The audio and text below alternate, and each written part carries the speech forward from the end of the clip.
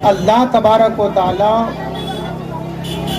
نے جب اپنے حبیب کے نور کو پیدا فرمایا اور اس کے فیوز و برکات سے، نور مبارک کی فیوز و برکات سے تمام عالم روشن ہو. سبحان اللہ سبحان اللہ. اور اس عالم میں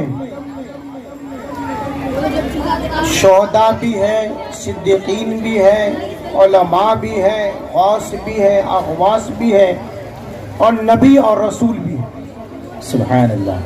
جو سارا عالم جس نبی کے نور سے روشن ہو تو ظاہر سی بات ہے کہ رسول دو عالم صلی اللہ علیہ وآلہ وسلم کا جو خاندان مبارک ہے، یعنی جہاں جہاں سے آپ کا نسب چلا، وہ یقین بالیقین حضور نور مجسم صلی اللہ علیہ وسلم کے نور مبارک کے فیض سے روشن بھی ہوا اور فیضیاب بھی ہوا. سبحان اللہ سبحان اللہ. بے شک. آج اگر ہم اپنے گھر کا جائزہ لیتے ہیں یا اپنے آپ کا جائزہ لیتے ہیں اور یہ سوال کرتے ہیں کہ تم غلام مصطفیٰ کا دعویٰ کرتے ہو، یقیناً جیسا حضرت نے کہا کہ ہر مومن جان دینے کے لیے تیار ہے، مگر اس بات پر کبھی غور و فکر ہم اور آپ نے نہیں کیا کہ جب ہم غلام مصطفیٰ ہیں، حضور صلی اللہ علیہ وآلہ وسلم کے دادا کا نام کیا ہے، حضور صلی اللہ علیہ وسلم کے پردادا کا نام کیا ہے، حضور صلی اللہ علیہ وسلم نور مجسم کی پیاری زندگی کیا ہے. آج بہت ایسے کم ہیں کہ جن کو یہ معلوم ہو کہ ہمارے حضور صلی اللہ علیہ وسلم کے دادا اور ان کی جو کرامتیں، جو فیض ملا ہے، ان سے جو ظہور ہوا ہے، یہ بہت ہی کم ہمیں اور آپ کو یا ہمارے گھر والوں کو یا بچوں کو نہیں کے برابر معلوم ہے. مگر وہیں پر آپ دیکھیے کوئی دنیا دار ہے، دنیا دار کا باپ کا نام اور اس کی ایکٹنگ، کیا کپڑا پہنتا ہے، کیسے زندگی گزارتا ہے، وہ ایک مسلمان کا بچہ اچھی طرح سے اس کی نقل بھی کرتا ہے اور اس کی زندگی کو اپنے لیے کبھی اس کے کپڑے کو پہننا فخر محسوس کرتا ہے. اللہ اکبر. دوستو، افسوس کی بات یہ ہے کہ ایک مسلمان کی زندگی میں غلام نبی کی پہچان یہ ہے کہ مصطفیٰ جان رحمت صلی اللہ علیہ وسلم کی جو زندگی مبارکہ ہے، اس زندگی مبارکہ میں وہ ڈھل جائے، اپنے آپ کو ڈھال. سبحان اللہ سبحان. لباس بھی سنت مصطفیٰ کے مطابق ہو، زندگی چلنے کا جو ڈھنگ اور رنگ ہے وہ بھی پیارے نبی صلی اللہ علیہ وسلم کے مطابق ہو. ایسا ہونا چاہیے تو آپ کا یہ دعویٰ درست ہوگا کہ یقیناً ہم غلام مصطفیٰ صلی اللہ علیہ وسلم ہیں. سبحان اللہ. اور اگر ایسا نہیں ہے تو آپ یقین جانیں، آپ ہزاروں قربانیاں کر دیں، ہزاروں آپ اخراجات کر لیں، اگر پیارے مصطفیٰ صلی اللہ علیہ وسلم کی زندگی کا نمونہ آپ کے اور ہمارے اندر نہیں ہے تو آپ کو اس بات کو ماننا پڑے گا کہ ہمارا دعویٰ جھوٹا ہے. دوستو، حضور صلی اللہ علیہ وسلم کی نور مبارک اور حضور کے آنے سے پہلے جو نور کی برکتیں ہیں، اور قرآن کی جس آیت کو میں نے پڑھا ہے، اللہ نے اس میں حضرت عبد المطلب کے زمانے میں، حضرت عبد المطلب جو حضور کا دادا ہے، ان کے سبب سے جو واقعہ پیش آیا اس کا قرآن میں اللہ نے ذکر فرمایا. وہ کس طرح سے ہے آپ دیکھیں. حضور صلی اللہ علیہ وسلم کے والد محترم جن کا نامی اسم گرامی حضرت عبداللہ رضی اللہ تعالیٰ عنہ ہے، ان کے والد محترم جن کا نامی اسم گرامی حضرت عبد المطلب ہے، ان کے والد گرامی جن کا نام نامی اسم گرامی حضرت ہاشم ہے، ان کے والد گرامی حضرت عبد مناف۔ بے شک سبحان اللہ۔ کتاب العلم کے تحت فقہا محدثین نے ایک حدیث لے کر آئے اور اس میں بیان فرمایا کہ ایک مسلمان کم سے کم 4 نسب تک وہ حضور صلی اللہ علیہ وسلم کے نسب نامہ مبارک کو اپنے ذہن میں رکھ کر اس کو یاد کرے۔ سبحان اللہ۔ حضرت ہاشم حضور علیہ السلام کے پردادا ہیں، آپ کا نام ہاشم نہیں تھا اور اسی کے طرف حضور ہاشمی کہنا۔ اچھا، پردادا کی برکتیں اس طرح سے ہوئی کہ مختصر انداز میں بتا دوں کہ جب حضرت ہاشم ملک شام پہنچے تجارت کی غرض سے، حضور علیہ السلام کے پردادا ہیں، وہاں پر کسی نے خبر دی کہ مکہ میں قحط سالی ہو گئی ہے، قحط پڑ گیا ہے، لوگ دانے دانے کے محتاج ہیں، کھانے کھانے کے محتاج ہیں۔ حضرت ہاشم نے کیا کیا کہ اور جو تاجر ہوتے تھے، تجارت کرنے والے افراد، وہ یہ معاملہ اس موقع کی تلاش میں رہتے تھے کہ ایسے وقت میں ہمارا مال بڑی مہنگائی میں بکے گا، مگر حضور کے پردادا حضرت ہاشم نے کیا کیا، انہوں نے جتنا مال تھا تجارت کا سب ملک شام میں بیچ دیا، اور بیچنے کے بعد ان مالوں کے اناج خرید لیا۔ خریدنے کے بعد جب وہ مکہ پہنچے، مکہ پہنچنے کے بعد انہوں نے اس سے روٹی تیار کی اور جو اونٹ کے سالن کا شوربہ بنایا اور اس شوربے میں اور اس روٹی کو اس سے بھگایا، جسے اہل عرب سریت کہتے تھے، اور تمام اہل مکہ کو دعوت دی کہ اے مکہ والو، خوف نہ کرو، رزق کا مالک اللہ ہے، تم آؤ، ہاشم کا دسترخوان بڑا وسیع ہے۔ تمام اہل مکہ کو سب سے پہلے جس نے دعوت دی اور کھانا کھلایا وہ کوئی اور نہیں بلکہ ہمارے حضور صلی اللہ علیہ وسلم کے پردادا۔ سبحان اللہ، بے شک۔ ہاشم کا آپ دیکھیں کہ ہاشم کا معنی ہے ٹکڑے ٹکڑے کرنے والا۔ آپ نے روٹیوں کا ٹکڑا ٹکڑا کر کے شوربہ میں ملا کر لوگوں میں بانٹا تھا، وہاں سے آپ کا نام ہاشم پڑ گیا۔ پھر آپ نے اہل مکہ کو اس بات کی طرف توجہ دلائی کہ آپس میں چندہ کرو جتنا ہو سکے، اور جو قحط سالی میں مبتلا ہے، کھانے پینے کا وہ محتاج ہے، ان کی تم مدد کیا کرو۔ حضرت ہاشم جب یثرب پہنچے، یعنی مدینہ المنورہ، جن کا نام پرانا یثرب تھا، یثرب اس لیے تھا کہ وہاں جو بھی آدمی جاتا وہ بیمار پڑ جاتا، یعنی بیماریوں کا گھر تھا۔ مگر یہ میرے نبی کی قدموں کی برکت ہے کہ جو بیماریوں کا گھر اور مرکز تھا، نبی نے قدم کیا رکھا، وہ شفا خانہ بن گیا۔ سبحان اللہ، نعرہ تکبیر، نعرہ رسالت، جشن میلاد مصطفیٰ، گلشن نعیمیہ کمیٹی، علماء اہل سنت۔ اب اسے کوئی بھی یثرب نہیں کہتا، مدینۃ النبی کہتا ہے۔ بے شک بے شک۔ اب اس کا مقام الگ ہو گیا۔ میرے نبی کے قدموں کے صدقے میں جب حضرت ہاشم وہاں پہنچے، وہاں آپ کا نکاح ہوا سلمہ نام کی عظیم خاتون اعلیٰ خاندان سے۔ پھر آپ ملک شام گئے، ملک شام سے پھر مدینہ پہنچے، تو وہاں ایک شرط یہ تھی، ان کے سسرال والوں نے شرط رکھی تھی کہ جو بچہ تولد ہوگا، جو بچہ دنیا میں آئے گا، وہ بچہ مکہ میں پیدا نہیں ہوگا بلکہ یثرب میں یعنی مدینے میں پیدا ہوگا۔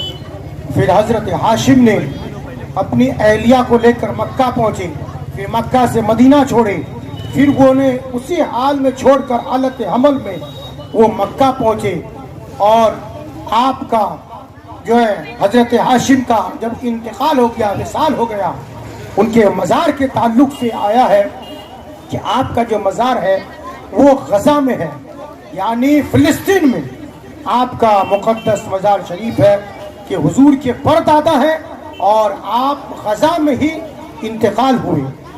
ادھر جو بچہ پیدا ہوا جن کا نام शैबा था। वो शैबा इसलिए था कि जब वो पैदा हुए तो उनके जो बाल थे कुछ वो बूढ़ा यानी पका हुआ बाल पैदा हुआ, इसलिए आपका नाम शैबा रखा यानी बूढ़ा आदमी। तो वो बच्चा जब पैदा हुआ जिनका नाम शैबा था, ये हजरत हाशिम के बेटा हुए। एक दिन किसी अहले अरब का उधर से गुजर हुआ यसरब से, और जब उसका गुजर हुआ तो वो बच्चा खेल रहा था मदीना में, यानी उन बच्चों के साथ, तो आपस में एक दूसरे पर फख्र करते थे। तो शैबा ने कहा कि मैं उस हाशमी खानदान का चश्मो चिराग हूँ जो आला दर्जे पर फाइज थे, मक्का के सरदार थे, वादी फतह के मालिक थे। मुझे तुम मामूली ना समझना। उस मक्का के शख्स ने उससे जब नाम और नसब पूछा, फिर उसने आके खबर दिया हजरत अबू तालिब, हजरत अब्दुल मुत्तलिब यानी मुत्तलिब को, और ये अब्द मनाफ के बेटे थे। उन्होंने कहा कि तुम्हारे भाई हाशिम का लड़का मैंने देखा है कि मदीना में वो बच्चों के साथ खेल रहे थे, क्योंकि हाशिम का इंतकाल हो गया है, अब वो यतीम हो गया है, तो तुम ऐसा करो उसे वहां से लेकर के मक्का पहुंचो। वहां पर मुत्तलिब गए। हजरत मुत्तलिब पहुंचने के बाद उन्हें उनकी वालदा के साथ ये लेकर के मक्का आना चाहा।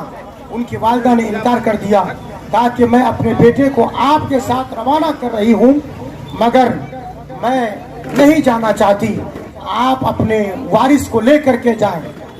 ये जो हजरत शैबा थे, ये कौन थे आप देखिए। जब उन्हें ऊंट पर बिठाया गया और मक्का पहुंचे, तो अहले मक्का ने समझा कि मुत्तलिब ने एक गुलाम लेकर आया है, यानी लड़का को भी गुलाम कहते हैं और गुलाम को भी गुलाम कहते हैं। तो लोगों ने कहा कि मुत्तलिब ये आपका गुलाम है? उन्होंने हाँ भर दी। तो उसके बाद पता चला उनका नाम हो गया अब्दुल मुत्तलिब, यानी मुत्तलिब का गुलाम। ये हजरत अब्दुल मुत्तलिब वही है, ये हुजूर के दादा हैं। सुभान अल्लाह, सुभान अब अल्लाह। नूर की बरकतें आप देखें, हजरत अब्दुल मुत्तलिब के अंदर अल्लाह ने प्यारे नबी सल्लल्लाहु अलैहि वसल्लम के नूर मुबारक की बरकतें किस तरह रखी।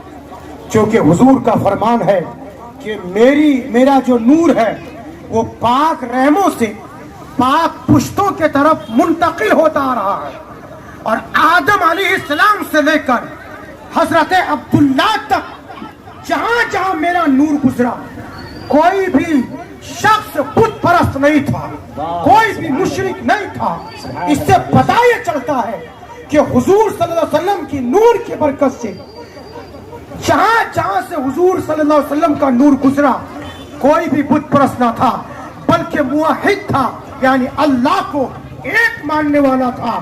और जब अल्लाह को एक मानने वाला था तो यकीनन वो अल्लाह का नेक बंदा था।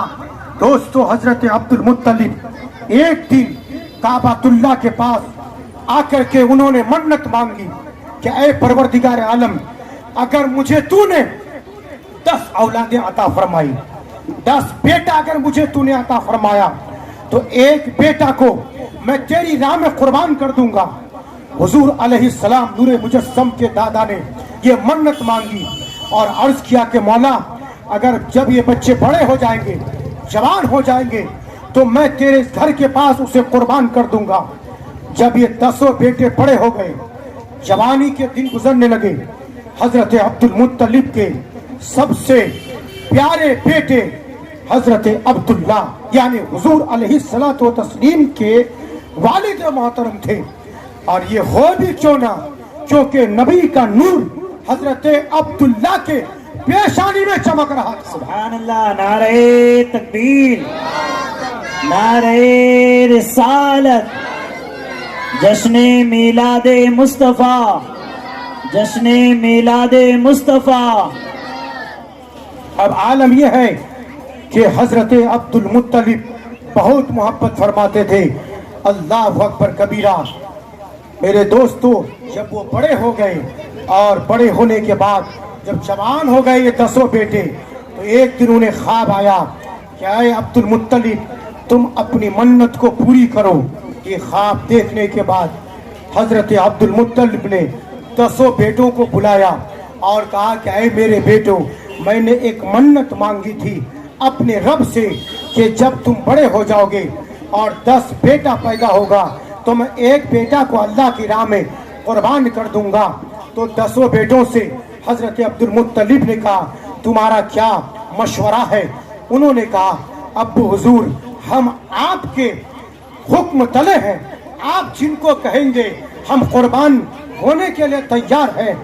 حضرت عبد المطلب نے کہا کیوں نہ ایسا کروں کہ 10 کے نام کا قرآن اندازی نکالتا ہوں، اور اس قرآن اندازی میں جس کا نام آتا ہے اس نام سے جس کا نام آئے گا میں اسے کعبۃ اللہ کے سامنے قربان کر دوں گا۔ اللہ اکبر کبیرہ۔ حضرت عبد المطلب نے 10 بیٹوں کے نام کا قرآن اندازی کیا تو نام کس کا نکلا؟ ہمارے پیارے نبی صلی اللہ علیہ وسلم کے والد محترم حضرت عبداللہ کا۔ حضرت عبداللہ رضی اللہ تبارک و تعالی عنہ کو حضرت عبد المطلب نے پکڑا اور کعبہ کے دیوار کے پاس لے کر کے گئے اور تلوار ہاتھ میں لی اور اپنے آستین کو چڑھایا کہ میں اسے قربان کر دوں۔ اتنے میں کچھ لوگوں نے دیکھا، اہل عرب نے کہا اے عبد المطلب یہ کیا کر رہے ہو؟ تم اپنے بیٹے کو اپنے ہاتھ سے ذبح کر رہے ہو؟ حضرت عبد المطلب نے کہا ہاں میں نے اللہ سے یہ منت مانگی تھی، اللہ سے وعدہ کیا تھا، میں ہر چیز کر سکتا ہوں، اللہ کے وعدہ کو نہیں توڑ سکتا، میں یقیناً اسے ذبح کر دوں گا، اسے قربان کر دوں گا۔ یہاں تک کہ مکہ میں یہ بات پھیل گئی، لوگ جس حال میں تھے وہ اپنے اپنے گھروں سے حرم مکہ میں جمع ہو گئے۔ حضرت عبد المطلب کے ہاتھ کو پکڑ لیا، کہا کہ اے سرداران قریش، اے سردار قریش، آپ تو قریش کے سردار ہیں، مکہ کے سردار ہیں، اور آپ ایسا عمل کریں گے اور بیٹے کو قربانی کرنے کی آپ ابتدا کریں گے تو پھر ہم کیا کریں گے؟ یہ سلسلہ اگر یہ شروع ہو گیا تو پھر یہ قیامت تک جاری رہے گا۔ تو حضرت عبد المطلب نے کہا کہ پھر میں کروں کیا، میں اللہ کے وعدے کو کیسے پورا کروں؟ تو لوگوں نے کہا دیکھو، ایک یثرب میں یعنی مدینہ المنورہ میں ایک عورت رہتی ہے جو بہت ہی دانا عورت ہے، سمجھدار عورت ہے، ان کے پاس جا کے مشورہ کرتے ہیں، اگر انہوں نے کہا کہ تم انہیں ذبح کر دو تو تم ذبح کر دینا۔ اللہ اکبر کبیرہ۔ حضرت عبداللہ رضی اللہ تبارک و تعالی عنہ کو لے کر کے حضرت عبد المطلب اور ان کے تمام بیٹوں کو لے کر اور اہل عرب ساتھ میں لے کر جب مدینہ پہنچے تو پتا چلا کہ وہ جو دانا عورت تھی وہاں سے وہ ملک شام جا چکی ہے۔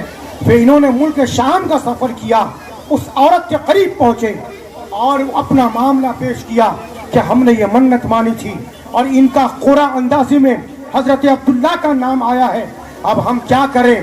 اس دانا عورت نے یہ کہا کہ مجھے ایک دن کا موقع دو، میں تمہیں کل جواب دوں گی، اور آسمان سے میرے پاس خبر آنے دو، یعنی کوئی جن تھا یا کوئی ایسی چیز تھی جو غیبی انہیں خبر دیتی تھی۔ دوسرے دن انہوں نے بلایا، اہل مکہ کو بلایا، حضرت عبد المطلب کو بلایا اور کہا کہ سنو، تمہارے عرب میں ایک آدمی کی دیت کیا ہے، یعنی قصاص میں اگر کسی نے کسی کو قتل کر دیا اس کے بدلے میں کتنا اونٹ ہے؟ تو حضرت عبد المطلب نے کہا کہ 10 اونٹ ہے، یعنی اگر کسی نے کسی کو قتل کر دیا اگر وہ معاف کر دے تو فبہا، اور اگر معاف نہ کرے اور دیت دینے پر، اس کے قصاص دینے پر کہ میں تمہیں اس کے بدلے میں 10 اونٹ دیتا ہوں، تم اس کا قصاص لے لو، تو اس کے اوپر کوئی جرم عائد نہیں ہوتا تھا۔ حضرت عبد المطلب سے اس دانا عورت نے کہا کہ ایسا کرو، تم مکہ جاؤ اور وہاں پر ایک طرف حضرت عبداللہ کا نام لکھو، دوسرے طرف 10 اونٹ کا نام لکھو، 10 اونٹ کا قرآن اندازی کرو، یہاں تک کہ دونوں پرچی کو اٹھاؤ، اگر اونٹ کا نام آ گیا تو اونٹ کو قربان کر دو، عبداللہ کا نام آیا تو پھر قرآن اندازی کرو، یہاں تک کہ جب تک کہ اونٹ کا نام نہیں آتا ہے اس وقت تک تم قرآن اندازی کرتے رہنا۔ اللہ اکبر کبیرہ۔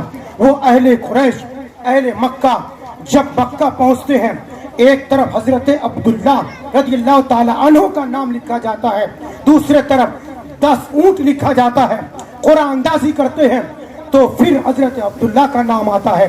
پھر لکھتے ہیں تو پھر حضرت عبداللہ کا نام آتا ہے، یہاں تک کہ 20 اونٹ ہو گیا، 30 اونٹ ہو گیا، 40 اونٹ ہو گیا، 50 اونٹ ہو گیا، یہاں تک کہ 100 اونٹ کا نام لکھا، ایک طرف 100 اونٹ لکھا، دوسرے طرف حضرت عبداللہ رضی اللہ تعالی عنہ کا نام لکھا، پھر قرآن اندازی کیا تو جب 100 اونٹ ایک طرف لکھا تو اس وقت جب قرآن اندازی کی گئی تو حضرت عبداللہ کا نام نہیں بلکہ اونٹ کے نام پر قرآن اندازی کا نام نکلا۔ سبحان اللہ، سبحان اونٹ کے اللہ۔ نام پر قرآن اندازی کا نام نکلا تو حضرت عبد المطلب نے پھر شک کیا کہ نہیں، پھر اور ایک مرتبہ میں 100 اونٹ کو ایک طرف رکھتا ہوں، پھر حضرت عبداللہ کا نام ایک طرف رکھتا ہوں۔ اسی طرح سے انہوں نے اور 2 مرتبہ کیا، دونوں مرتبہ اور پہلے دفعہ 1 مرتبہ، تینوں مرتبہ جو نام آیا اونٹوں کے نام قرآن اندازی نکل آیا۔